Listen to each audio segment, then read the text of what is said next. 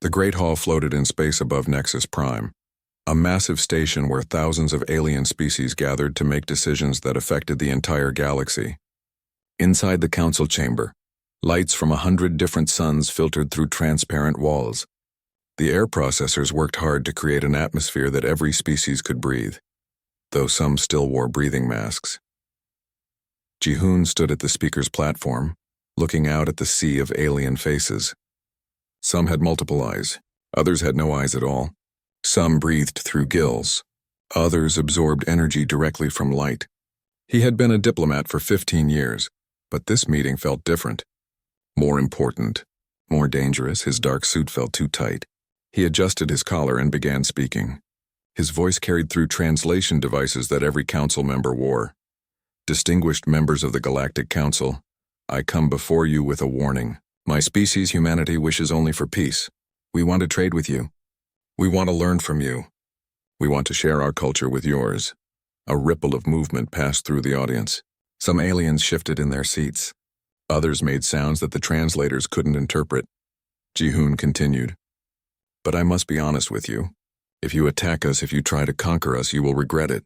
Humans have a trait that makes us different from many species. When we are cornered, when we face extinction, we do not surrender. We fight harder. We become more dangerous. We will do anything to survive. From the front row, a massive insectoid creature stood up. Its exoskeleton gleamed purple and black under the lights. It had 6 legs and 4 arms. Its head held dozens of small eyes arranged in clusters. This was Threll, the military commander of the Velkari Empire. Your warning is amusing, human, Threll said. His voice sounded like rocks grinding together. The translator made it sound cold and dismissive. The Velkari Empire has conquered 400 species. We have destroyed civilizations that existed for millions of years. And you think your tiny species can threaten us? Chittering laughter spread through the Velkari section of the council. There were at least 200 of them present, all wearing military decorations. Commander Heejin stepped forward to stand beside Ji-hoon. She wore the formal uniform of Earth's defense fleet, deep blue with silver trim. Her short hair was pulled back tightly. Her eyes were hard and steady. We are not making threats, Heejin said calmly. We are giving you information. Ambassador Ji-hoon speaks the truth. Let me show you data from our own history. She activated a holographic display. Images appeared in the air above them. Humans fighting in ancient wars. Humans defending their homes against impossible odds. Humans who continued fighting even when victory seemed impossible. This is the Battle of Thermopylae, Heejin explained. 300 soldiers held back an army of hundreds of thousands. They all died, but they showed their enemy what humans do when threatened. The image changed. This is the siege of Stalingrad. 2 armies fought over one city for months. Millions died. The city was destroyed, but the defenders never quit. Another image. This is the Battle of Ia Drang. Soldiers fought for days without rest, surrounded by enemies low on ammunition. They held their ground. Threll made a dismissive gesture with one of his 4 arms. Ancient history. Primitive warfare. We have weapons that can destroy planets. What can your species do against that? Diplomat Minho, who had been standing quietly to the side, stepped forward. He was older than Ji-hoon and Heejin, with gray hair and gentle eyes. He had been a teacher before becoming a diplomat. Commander Threll, Minho said softly, please understand what we are trying to tell you. We are not boasting. We are not trying to seem strong. We are genuinely worried about what might happen if there is war between our species and yours. Minho looked around the council chamber, making eye contact with as many representatives as possible. Humans are not the strongest species. We are not the smartest. We do not have the best technology, but we have something that seems to be rare in the galaxy. We have the ability to keep fighting when fighting seems pointless. We have the ability to endure terrible suffering and keep going. We have the ability to unite when threatened. He pulled up more data on the holographic display. Here are the psychological profiles of human soldiers during crisis situations. Notice how stress makes them more focused, not less. Notice how the threat of death increases their determination rather than breaking their will. Threll studied the data for a moment. Then he laughed again, a harsh grinding sound.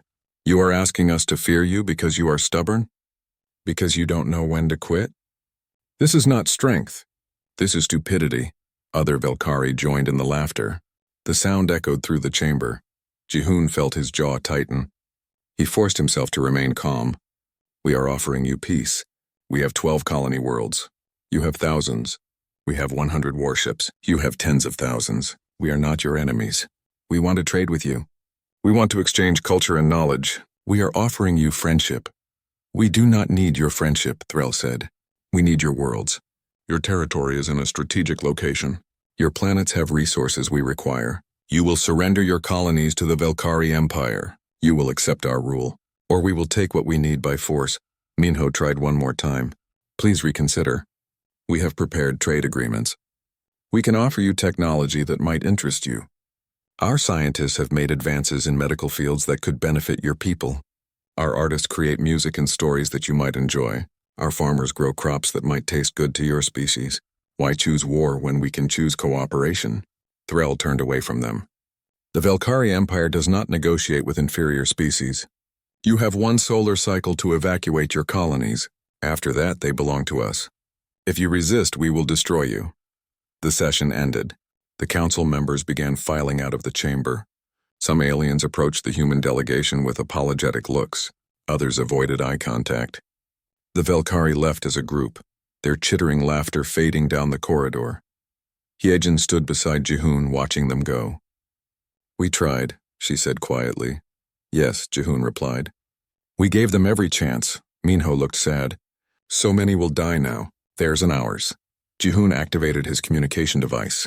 Captain Daehyun, did you receive the transmission? A voice crackled back. Yes, Ambassador. I heard everything. I'm mobilizing the fleet now. Good, Jihoon said. He looked at Hyejin and Minho. We did our duty. We warned them. What happens next is not our fault, Hyejin nodded. They chose this. We gave them peace. They chose war. Minho sighed heavily. I wish it could have been different. So do I, Jihoon said. But wishes don't stop invasions. Far away, near the edge of human space, Captain Daehyun stood on the bridge of his ship. He looked out at the stars. His crew moved efficiently around him, preparing for war. They had hoped for peace. They had offered friendship. But they would not surrender. Daehyun activated the ship-wide communication system. All personnel, this is the captain. War is coming. The Velkari have rejected peace. They are bringing their fleet to our colonies. We will meet them. We will fight them, and we will show them why the galaxy should have listened to our warning. The crew responded with determination. They were scared, but they were ready. In another part of the galaxy, the Velkari war fleet began moving toward human space.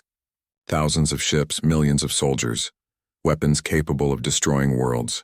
They were confident. They were powerful. They had never lost a war. They should have listened to the warning. The alarm started screaming at 4 in the morning. General Suman was already awake, drinking coffee in her office on Refuge Colony. She had expected this. The Velkari were nothing if not predictable. General, multiple contacts emerging from hyperspace, her communications officer reported. Counting. 200 ships, no, 300, still counting. Suman set down her coffee cup carefully. Sound the evacuation alarm. Get every civilian into the transport ships. We have maybe 2 hours before they get in weapons range. Refuge was a small colony. Only 50,000 people lived there. It was a farming world, peaceful and quiet. Most of the colonists grew crops or raised animals. There were families here, children, old people. They had come here to escape the crowded cities of Earth. Now war had found them anyway. Lieutenant Jiwon ran into the office. He was young, only 23, fresh from the academy. This was his first real combat situation. His hands shook slightly as he saluted. The defense grid is ready, General, he said. All weapons platforms are online, but we only have 12 fighters and 6 ground batteries against that many ships. I know, Suman said. She put a hand on his shoulder. We're not trying to win, Lieutenant. We're trying to buy time for the civilians to evacuate. Can you do that? Jiwon straightened his shoulders. Yes, General, we can do that. Good. Get to your fighter. And Jiwon, come back alive if you can. We're going to need good pilots before this is over. Jiwon saluted again and ran for the hangar. Suman walked to the window. She could see Velkari ships now, dark shapes against the stars. They were coming in fast, not bothering with stealth or caution. They thought this would be easy. Let them think that, Suman thought. In the colony's engineering section, Taejun was working frantically. He was covered in grease and sweat. The fusion reactor hummed around him, massive and powerful. His assistant, a young woman named Hana, looked worried. "Are you sure about this? If the timing is wrong, we might kill our own people." "The timing will be right," Taejun said, connecting another wire. "The Velkari will scan the colony. They'll see the reactor is still running at full power. They'll think we're still here. They'll bring their command ship in close to demand our surrender. That's when we trigger it." "But we'll lose the whole colony," Hana said. "The colony is already lost," Taejun replied. "But we can take some of them with us. That's worth something." He set the timer and stood up. "Come on. We need to get to the transport before it leaves." Outside the colony, the Velkari fleet moved into position. On the flagship, Commander Vrek studied the scans of refuge. He was Threll's second in command, chosen for this easy first strike because it would be good for his career record. "The humans are still there," his tactical officer reported. "The reactor is at full power. Population centers still show heat signatures." Vrex clicked his mandibles in satisfaction. "See? They are too frightened to even run. Take the command ship closer. We will broadcast our demands. They will surrender. Then we will occupy the colony and prepare it for Velkari settlers." The massive command ship moved toward refuge. Above the planet, Jiwan and his small fighter squadron waited. They were hiding behind a dead moon, their engines powered down to minimal levels. He could see the Velkari fleet on his sensors. So many ships. So many weapons. "All fighters, this is Blue Leader," he said into his radio. "Wait for my signal. We're going to hit them fast and hard, then break away. Our job is to keep them busy while the transports escape. Don't try to be heroes. Hit and run. Stay alive." "Understood." "Understood, Blue Leader," came the replies from 11 other pilots. Jiwan watched his sensors. The last transport was lifting off from the colony. It was full of families. He thought about his own family back on Earth. His mother, his little sister. They were safe. These colonists deserved to be safe too. "Transport is clear of the gravity well," the communications officer reported. "They're jumping to hyperspace. They're safe." "All fighters, this is Blue Leader. Execute attack run, now." 12 fighters roared out from behind the moon. They were small and fast. The Velkari ships were huge and powerful, but they were also slow. The human fighters danced between them, firing missiles and energy weapons at key targets. Jiwan targeted a weapons platform on a Velkari cruiser. His missiles struck true. The platform exploded in a flash of light. But there were so many more targets. So many more ships. "Blue 3 is hit," someone shouted over the radio. "I'm losing power. I'm going to ram the nearest ship. Tell my wife I love her." "Blue 3, negative," Jiwan shouted. "Eject, eject." But Blue 3 didn't eject. The fighter crashed into a Velkari destroyer. Both ships exploded. Down on refuge, Vrex watched the human fighters attack. He was annoyed but not worried. "Deploy our fighters. Swat these insects. Then prepare boarding parties for the colony." Hundreds of Velkari fighters launched. They swarmed toward the human squadron. "Break and scatter," Jiwan ordered. "Use the debris field. Make them chase you." The human fighters split up, diving between destroyed ships and spinning asteroids. The Velkari fighters followed, but they were less skilled at close-quarters maneuvering. Several crashed into debris. Others collided with each other, but there were just too many of them. "Blue 7 is gone," someone reported. "Blue 9 is damaged and ejecting." Jiwan gritted his teeth. They had done their job. The civilians were safe, but he wanted to hurt the Velkari more before retreating. On the Velkari command ship, Vrex grew impatient. "Enough of this. Bring us into position over the colony. Use the main cannon to destroy their defense batteries. Then we will land and take control." The massive ship moved into position directly above Refuge Colony. The main cannon powered up, aimed at the surface. In his fighter, Jiwan saw what was happening. He checked his scanner. Taejun's signal was there, waiting. The trap was set. "All remaining fighters, emergency jump to coordinates X-ray 7, Jiwan ordered. "Jump now!" The surviving human fighters disappeared into hyperspace. Rex watched them go. "Cowards," he said with satisfaction. He turned to his weapons officer. "Fire the main cannon." The cannon fired. The beam struck refuge colony. The defense batteries exploded. Buildings collapsed. But something else happened too. The fusion reactor exploded. Taejun had said it perfectly. The reactor didn't just explode. It detonated with the force of a small star. The explosion tore upward through the atmosphere, a pillar of pure energy. It struck the Velkari command ship. Rex had 1 second to realize what had happened. 1 second to understand that the humans had tricked him. Then the explosion consumed his ship. The command ship broke apart. The explosion was so powerful, it destroyed 6 other Velkari ships nearby. Dozens more were damaged. The Velkari fleet pulled back in confusion. Their commander was dead. Their command structure was broken. They had expected an easy victory. Instead, they had lost valuable ships to a trap. On Earth, Admiral Hyejin watched the reports come in. She stood in the command center, surrounded by displays showing the movements of both fleets. Captain Daehyun stood beside her. "Refuge is gone," Daehyun said quietly. "But we got all the civilians out, and we destroyed 7 Velkari ships, damaged many more." "The Velkari thought this would be easy," Hyejin said. "They thought we would just surrender our worlds.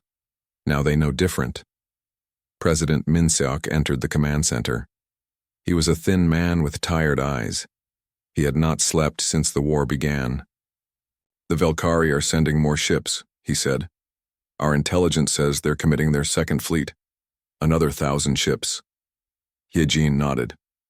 "Then we activate Protocol Endurance." Minseok hesitated. "That protocol will cost us everything, even if we win." "And if we don't fight, we lose everything anyway," Hyejin replied. "At least this way we have a chance." "Very well," Minseok said. He placed his hand on a scanner. "Protocol Endurance is authorized. Do what you must to protect humanity." Across human space, the orders went out. Every colony, every station, every ship, they would fight. They would make the Velkari pay for every meter of space they took. They would show the galaxy what humans could do when pushed to the edge. The Velkari had ignored the warning. Now they would learn why that was a mistake. 6 months had passed since the Velkari invasion began. They controlled 5 human colonies now. Their flags flew over human cities. Their soldiers patrolled human streets. On paper, they had won, but Young-ho knew better. He crouched in the darkness of a maintenance tunnel beneath the city of New Seoul on the colony world of Harmony. Around him were 20 other fighters. They wore no uniforms. They carried weapons they had built themselves or stolen from Velkari supply depots. They were farmers, teachers, shopkeepers, and students. Now they were resistance fighters. "The patrol comes through here every night at midnight," Young-ho whispered. 8 soldiers, all Velkari. They think they're safe in the tunnels. They're wrong. He checked his weapon. It was crude, built from spare parts and scrap metal, but it worked. That was all that mattered. "Remember," he continued, "we hit them fast, take their weapons and equipment, then we disappear before reinforcements arrive. No heroics. We fight smart, not brave." A young woman named Soyeon crawled up beside him. She had been a medical student before the war. Now she smuggled weapons and supplies through the Velkari blockade. "The explosives are in place," she said quietly. "When they reach the junction, I'll trigger them. The tunnel will collapse behind them. They won't be able to retreat." Young-ho nodded. "Good work." They waited in silence. Young-ho thought about his family. His wife and daughter were in a detention camp on the other side of the planet. The Velkari had taken them 6 months ago. He hadn't seen them since, but he kept fighting. For them, for everyone like them. Footsteps echoed in the tunnel. The Velkari patrol was coming. Young-ho raised his hand. His fighters tensed, ready. The footsteps grew louder. He could see the glow of their lights now. He dropped his hand. The resistance fighters opened fire. The tunnel filled with light and noise. The Velkari soldiers tried to return fire, but they were caught in a crossfire. Within seconds it was over. Soyeon triggered the explosives. The tunnel collapsed, cutting off any chance of Velkari reinforcements arriving quickly. "Strip them," Young-ho ordered. "Take everything useful. We have 3 minutes before they start searching for this patrol. His fighters moved fast. They took weapons, armor, communication devices, and food rations. Then they scattered through different tunnels, each group going a different direction. Young-ho and Soyeon emerged from a hidden exit in an abandoned building. The city was quiet under Velkari occupation. Curfew was in effect. Anyone outside after dark would be arrested or shot. They moved through the shadows, heading for their safe house. It was a basement beneath a destroyed restaurant. 20 people lived there now, all resistance fighters. Jamin was waiting for them. He had been a journalist before the war. Now he ran an underground information network, spreading news and propaganda across all the occupied worlds. The attack on the supply depot worked, Jamin said excitedly. We destroyed 6 months' worth of Velkari supplies. And I got footage of it. I'm broadcasting it to every occupied colony. The Velkari can't hide their losses anymore. Good, Young-ho said. The more they lose, the more they'll realize this occupation is costing them. What about the other cells? Active on all 12 occupied worlds, Yemen replied. We hit them everywhere all the time. They can't predict where we'll strike next. Their soldiers are getting nervous. Some are requesting transfers off our worlds, Young-ho smiled. It was a tired smile, but it was real. We're hurting them. That's good. Far above the planet in orbit, Admiral Hyojin commanded what was left of the human fleet. They had lost many ships in the past 6 months, but they had hurt the Velkari even more. She stood on the bridge of her flagship, studying tactical displays. Captain Daehyun was with her. He looked exhausted. They all did. The Velkari are bringing in another supply convoy, Daehyun reported. 20 cargo ships escorted by 30 warships. We'll hit them during the transfer, Hyojin said. They're vulnerable when they're loading supplies onto the planet. Get me 12 ships, fast attack craft. We'll jump in, hit them hard, and jump out before they can respond. Admiral, we lost 4 ships in the last raid. Daehyun said carefully. We can't keep trading our ships for theirs. They have more, I know, Hyojin said. But every ship we destroy is one less ship attacking our other colonies. Every convoy we hit means their soldiers go hungry. Every battle we fight gives our people hope. That matters, Captain. Daehyun nodded. Yes, Admiral. I'll prepare the attack force. On Earth, in a secret laboratory deep underground, scientist Yoonji worked on humanity's secret weapon. She was a specialist in computer systems and alien technology. For months, she had been studying captured Velkari equipment, and she had found something important. The Velkari use a centralized communication system, she explained to President Minseok, who had come to see her progress. Every ship, every soldier, every weapon is connected to a central network. It makes them very efficient. But it also creates a weakness. She brought up a diagram on her screen. If we can disrupt the central nodes of their network, their entire fleet will lose coordination. They'll be blind and deaf, unable to communicate or coordinate their attacks. Minseok leaned forward, interested. Can you create such a disruption? I've designed a virus, Yoonji said. But we need to upload it directly to one of their command stations. That means someone has to physically infiltrate a Velkari facility. That sounds dangerous, Minseok said. It is, Yoonji agreed. But if it works, we can turn the tide of this war. Minseok thought for a moment. Then he nodded. Find me the best infiltration specialist we have. This mission is now top priority. The call went out. Agent Minji received it while she was on a reconnaissance mission near Velkari-occupied space. She was a specialist in covert operations, trained for missions that officially didn't exist. She read the mission briefing. Infiltrate a Velkari command station. Upload a virus. Escape if possible. It was a suicide mission. Probably, but if it worked, it could save millions of lives. She accepted immediately. 3 weeks later, Minji approached the Velkari command station in a stolen supply shuttle. She wore a Velkari environment suit she had taken from a dead soldier. Her heartbeat was steady. Her hands didn't shake. She had done impossible things before. The station scanned her shuttle. State your business, a Velkari voice demanded. Supply delivery, Minji replied, using a voice modulator to sound like a Velkari. Authorization code Delta 79. The code was real. They had captured it from a Velkari officer. The station checked the code. Then the docking bay doors opened. Minji landed the shuttle and stepped out. The station was huge. Hundreds of Velkari moved through its corridors. She kept her head down and moved with purpose. In her pocket was a small device containing Yoonji's virus.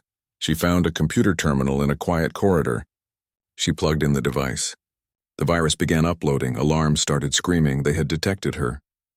Minji pulled out her weapon and ran. Velkari soldiers appeared ahead of her. She fired, dropping 3 of them. More came from behind. She ducked into a side corridor. The virus upload was at 70%. She needed more time. She threw a grenade behind her. The explosion bought her a few seconds. She ran deeper into the station. Velkari soldiers chasing her. 80%. She reached a dead end. A large window showed space beyond. Behind her, she could hear the soldiers coming. 90%. She checked her weapon. Almost out of ammunition. She smiled. At least the mission was almost complete. 100%. Upload complete. All across Velkari space, the virus activated. Communication systems crashed. Targeting computers failed. Coordination between ships broke down. The Velkari fleet suddenly couldn't talk to itself. Captain Daehyun saw it happen from his ship.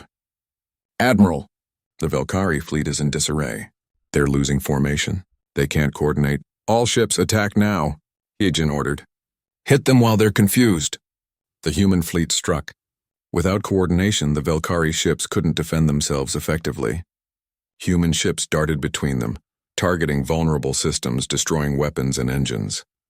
On the occupied worlds, the resistance received word of what was happening. Young-ho gathered his fighters. "Now," he shouted. "Hit them now while they're weak." Across 12 planets, resistance cells emerged from hiding. They attacked Velkari garrisons, supply depots, communication centers. The occupiers, cut off from their command structure, tried to fight back. But they were scattered and confused. On Harmony, Young-ho's fighters stormed the detention camp. The guards tried to stop them, but without orders or reinforcements, they were overwhelmed. The gates opened. Thousands of prisoners ran free. Young-ho found his wife and daughter in the crowd. They ran to him. He held them both, tears streaming down his face. "Is it over?" his wife asked. "Not yet," Young-ho said. "But we're winning. Finally, we're winning." In the Velkari command station, Minji waited for the soldiers to find her, but they didn't come. She heard confused voices, shouting. The virus had worked. The station's systems were failing. She found an escape pod and launched it toward human space. As she drifted away, she watched the command station go dark. No power, no communications, no control. Humanity had struck back. The Velkari had learned that occupying human worlds was easy. Holding them was impossible. Admiral Hyejin stood before the assembled fleet commanders. The holographic display showed every human warship that still functioned. There were fewer than when the war started. Much fewer. But they were ready. "The Velkari are weakened," she said. Her voice was calm but hard. "Their communication network is damaged. Their supply lines are broken. Their soldiers are demoralized. This is our chance to take back what they stole from us." Captain Daehyun stood beside her. His uniform was clean, but his face showed the exhaustion of 6 months of constant warfare. "We're launching a coordinated attack on their forward base at Sector 7. This base supplies their entire occupation force. If we destroy it, they can't maintain control of our colonies." Commander Wonshik, captain of the carrier Indomitable, spoke up. "Admiral, their base has heavy defenses. We'll take significant losses."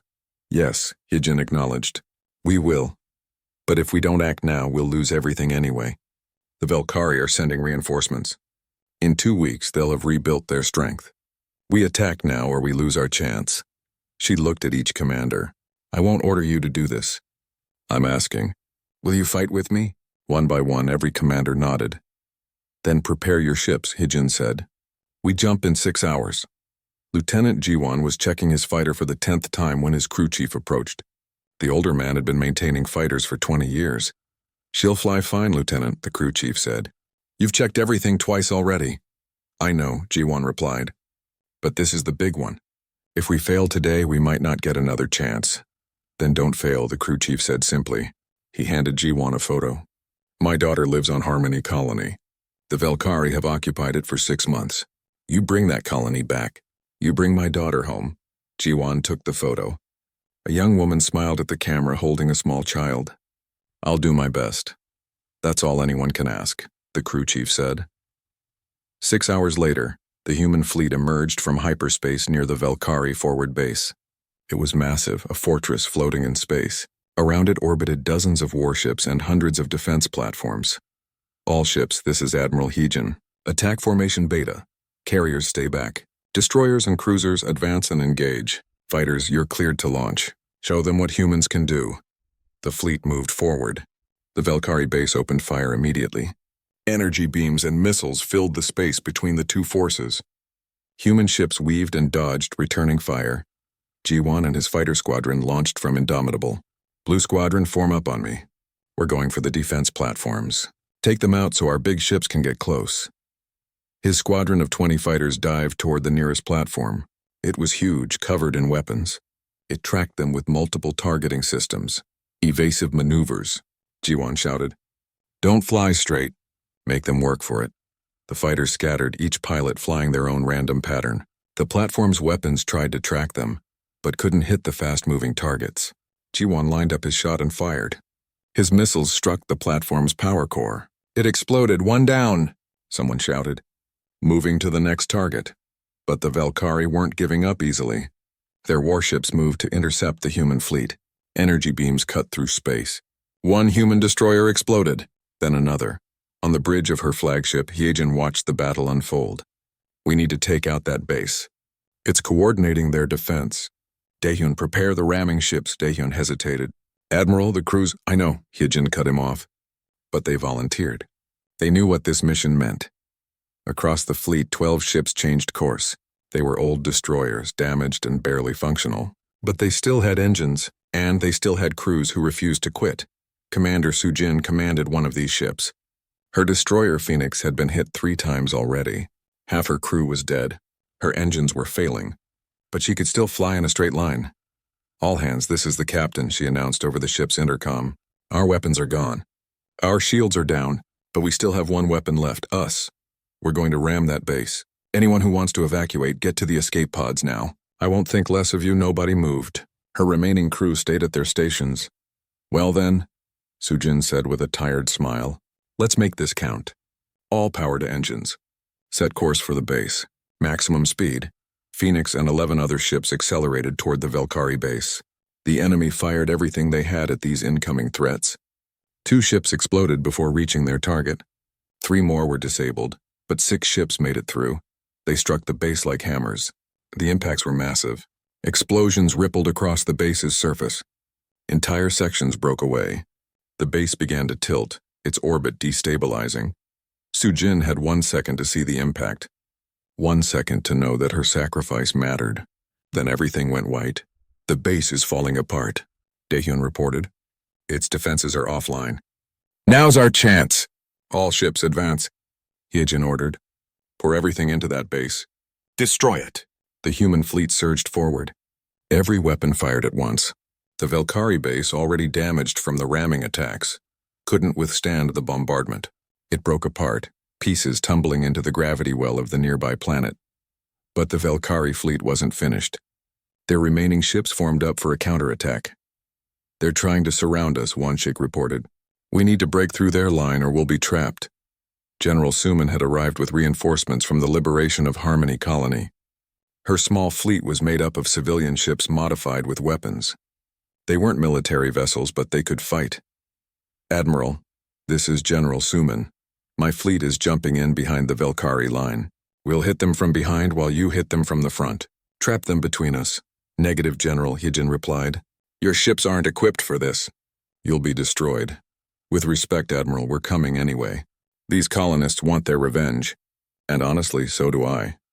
Before Heejin could argue, Suman's fleet emerged from hyperspace behind the Valkyrie. They immediately opened fire. The Valkyrie, caught between 2 forces, tried to split their attention. It was a fatal mistake. Engineer Taijun was aboard one of Suman's ships. He had survived the destruction of Refuge and joined the resistance. Now he was back, fighting with salvaged weapons on a cargo ship modified to carry missiles. Target their engines, he shouted to his crew. We can't destroy them, but we can disable them. Make them sitting targets for the military ships. His jury-rigged weapon systems fired. The missiles, built from spare parts and determination, streaked toward a Valkyrie cruiser. They struck the engine section. The cruiser began drifting, unable to maneuver. Got one, someone cheered. Keep firing, Taijun ordered. We're not done yet. The battle raged for 3 hours. Ships on both sides were destroyed. Thousands died. But slowly, steadily, the Velkari line broke. "They're retreating," Wanshik reported. "The Velkari fleet is falling back." On Earth, President Minseok received the news in the command center. He had been there for hours, watching the battle reports come in. When he heard about the victory, he sat down heavily. "How many ships did we lose?" he asked quietly. 23, an aide replied, "including the 12 ramming ships. Casualties are estimated at 15,000. Minseok closed his eyes. 15,000 people, 15,000 families who would get terrible news. But they had won. They had destroyed the Velkari forward base. "Send my condolences to the families," he said, "and make sure everyone knows what their sacrifice achieved. They died so humanity could be free." Diplomat Minho entered the command center. He looked older than he had 6 months ago. The war had aged them all. "The Velkari are requesting negotiations," he said. "They want to discuss terms." "Terms?" Minseok repeated. "They invaded us. They occupied our worlds. They killed our people. And now they want terms?" "Yes, Mr. President. It seems they're finally ready to listen to the warning we gave them." On her flagship, Hijin broadcast a message to all human forces. "Attention all ships and stations. The Velkari have requested negotiations, but we will not stop fighting until every occupied colony is liberated. We will not show mercy to those who showed us none. We will not quit until every human world flies our flag again. This is not over. This is just the beginning of the end." Across human space, from Earth to the furthest colony, her words were heard. In occupied cities, resistance fighters prepared for final pushes. On warships, crews readied their weapons. In refugee camps, civilians waited for news that they could go home. The Velkari had ignored the warning. Now they were paying the price, and humanity would make sure they paid in full. The war ended on a gray morning 3 months after the battle at Sector 7. Ambassador Jihoon stood once again before the Galactic Council, but this time the Velkari were not laughing. Commander Threll was dead, killed when his flagship was destroyed. The remaining Velkari representatives stood with their heads bowed. The council chamber was silent as the treaty was signed. The Velkari would withdraw from all human territories. They would pay reparations. They would never again threaten humanity. "The war is over," the council chairman announced. "Let this be a lesson to all species. When humans give a warning, listen to it." Jihoon felt no joy. Too many people had died for him to feel anything but tired.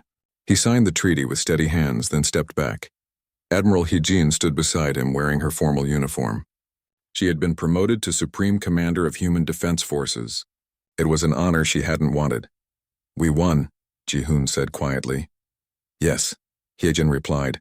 "But look at what it cost us." They both knew the numbers. 50 million humans dead, 6 colonies destroyed, hundreds of ships lost, thousands of families torn apart. Victory had come with a terrible price. The council session ended. Representatives from other species approached the human delegation. Some offered congratulations. Others offered sympathy. A few offered trade agreements and alliances. Everyone was very polite now. Diplomat Minho spoke with a representative from the Andraxian Collective, a species that had remained neutral during the war. "We would like to establish diplomatic relations with humanity," the Andraxian said. "Your resilience is impressive. We would be honored to call you friends." "We would be happy to talk," Minho replied. "But understand something. We didn't want this war. We tried to avoid it. The Velkari forced us to fight. We hope that all species in the galaxy understand that now." "We do," the Andraxian assured him. "Trust me, everyone understands." On Earth, President Minseok addressed the planet from the rebuilt Capitol building. The old one had been destroyed in a Velkari orbital strike. 30,000 people had died in that attack. "My fellow humans," he began, "the war is over. We have won. Our colonies are free. Our people are safe, but we have paid a terrible price for this victory." He paused, looking at the camera with tired eyes. 50 million of our brothers and sisters are gone. Entire cities have been destroyed. Families have been torn apart. The pain we feel today will stay with us for generations. But I want you to remember something. We didn't start this war. We offered peace. We offered friendship. We warned the Velkari what would happen if they attacked us. They chose not to listen. What happened after that was their choice, not ours. He straightened his shoulders. We are human. When we are pushed, we push back harder. When we are threatened, we fight. When we are told to surrender, we refuse. That is who we are. That is what makes us human. and the galaxy knows it now. On Harmony Colony, General Suman walked through the rebuilt city of New Sol. The Velkari had destroyed much of it during the occupation. Now human engineers were rebuilding it, better than before. She met Young-ho at a memorial park. It was a quiet place filled with trees and flowers. On a wall of black stone were carved 50 million names. Every human who had died in the war. I found their names, Young-ho said. He pointed to 3 names. My neighbors from before the war. Good people. They died in the first attack. I'm sorry, Suman said. Everyone lost someone, Young-ho replied. He looked at the wall. So many names. Was it worth it, General? All these deaths. Was our freedom worth this price? Suman thought carefully before answering. I don't know if anything is worth this many lives, but I know what the alternative was. If we had surrendered, we would have lost everything. Our freedom, our culture, our right to exist as ourselves. The Velkari would have erased us. At least this way we're still here, still human, still free. Young-ho nodded slowly. I suppose you're right. But it still hurts. It always will, Suman said. That's the price we pay for being human. We feel the pain of loss deeply, but we keep going anyway. Lieutenant Jiwon had returned to teaching at the military academy. He stood before a class of young cadets, fresh-faced and eager. They looked at him like he was a hero. He didn't feel like one. The war taught us many things, he told his students. It taught us that we can win against impossible odds.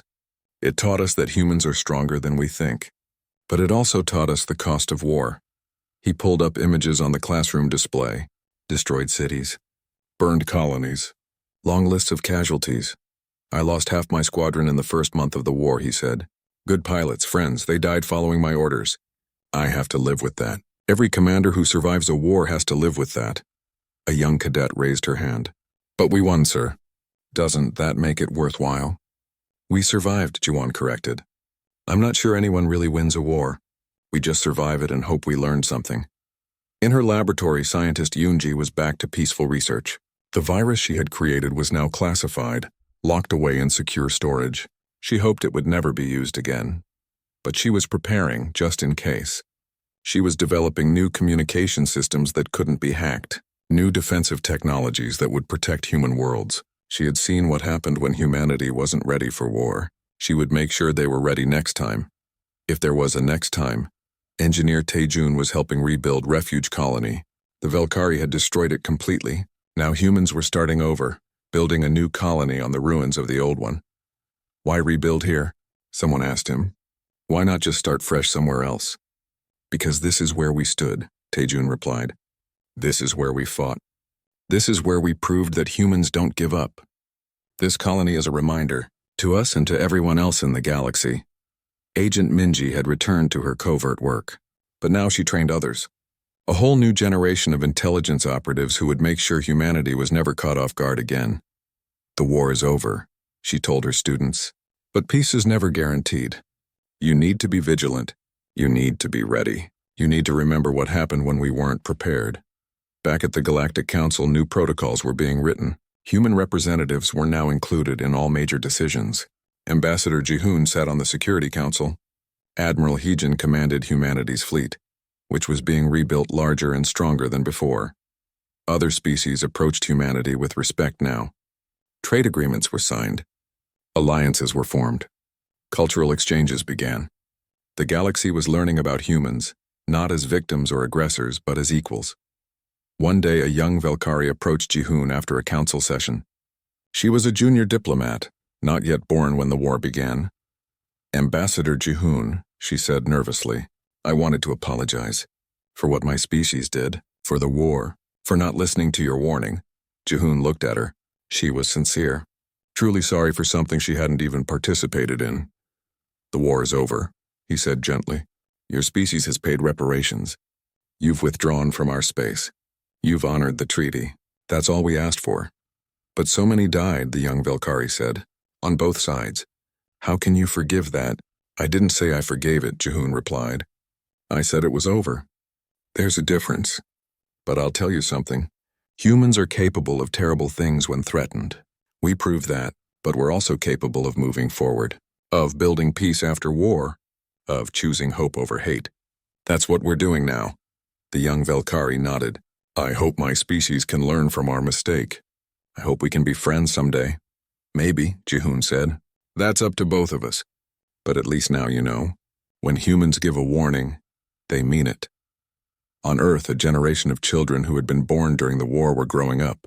They learned about the conflict in schools. They visited the memorials. They understood the price their parents and grandparents had paid for freedom. President Minsok's successor, a woman named Bora, who had been a resistance fighter during the occupation, addressed these children at a memorial ceremony. You are the peace generation, she told them. You were born in war, but you will live in peace. But never forget what happened. Never forget the price that was paid. And never ever forget that humans are not aggressive by nature. We are peaceful. We want to build, to create, to explore. But when threatened, when pushed, when told to surrender our freedom, we become something else. Something dangerous. Something unstoppable. The galaxy knows this now, she continued. They respect us. Some fear us. But they will never threaten us lightly again. That is the legacy of the war.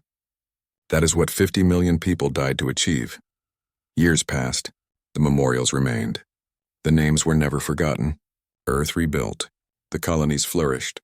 The human fleet patrolled space, vigilant but peaceful. And across the galaxy the story was told. The story of how the humans gave a warning, how the Velkari ignored it, and how they paid the price. It became a cautionary tale, a reminder that even the smallest species could be deadly when cornered, that peaceful people could become warriors when necessary, that warnings should be heeded. Humanity had not wanted the war, but they had won it.